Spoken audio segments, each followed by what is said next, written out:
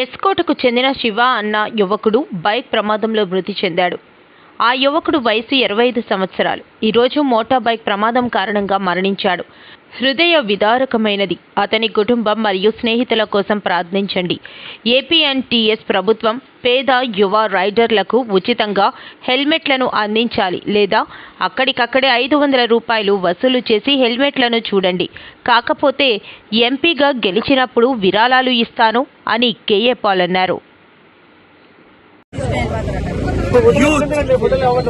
తెలుగు యువతీ యువకులకు చూసారా, శివ ఎస్కోట మండలం వెంకట రమణపేట గ్రామం మార్చి 16వ తారీఖుని హెల్మెట్ లేకుండా పాపం డ్రైవ్ చేశాడు. కింగ్ జార్జ్ హాస్పిటల్ వైజాగ్ లో చనిపోయాడు. ఎంత బాధ!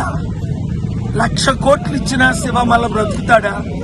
చూసారా శివకి ఎంతమంది అభిమానులు, వీళ్ళెంత బాధపడుతున్నారు. అందుకే నేను ముఖ్యమంత్రులకి సలహా ఇచ్చాను, అర్జెంటుగా ఎక్కడ వెహికల్ హెల్మెట్ లేకుండా కుర్రోళ్ళు డ్రైవ్ చేస్తారో, సీట్ బెల్ట్ లేకుండా కార్లు డ్రైవ్ చేస్తారో వాళ్ళకి, హెల్మెట్ లేని వాళ్ళకి అక్కడే ఆపి ఫైన్ వేయడం కాదు, 1500 500 రూపాయల హెల్మెట్ మీరు డొనేట్ చేయండి గవర్నమెంట్ తరఫుని. సమస్యలు పరిష్కరించండి.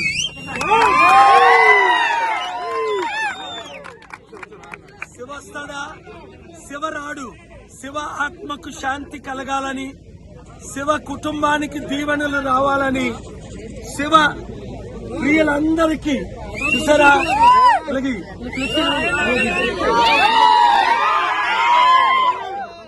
ఈ శివ చూసారా ఒక యాక్టర్ లాగా ఉన్నాడు. ఎంత అందగాడు, హెల్మెట్ పెట్టుకోకుండా చనిపోయాడు. చేతులు జోడించి అడుగుతున్నాడు. పిల్లలు, నాకు 3 పిల్లలు ఉన్నారు, 3 మనవలు ఉన్నారు. దయచేసి హెల్మెట్ కొనుక్కోండి. ముఖ్యమంత్రులారా హెల్మెట్లు డొనేట్ చేయండి. ఆంధ్రప్రదేశ్ లేదా ప్రజాశాంతి పార్టీని గెలిపించండి. అందరికీ నేను హెల్మెట్లు ఇస్తాను. విశాఖపట్నం ఎంపీగా నేను పోటీ ఎందుకు చేస్తున్నానంటే, చట్టాలు ఉన్నవి నెరవేర్చాలి, లేనివి పెట్టాలి, కాపాడాలి.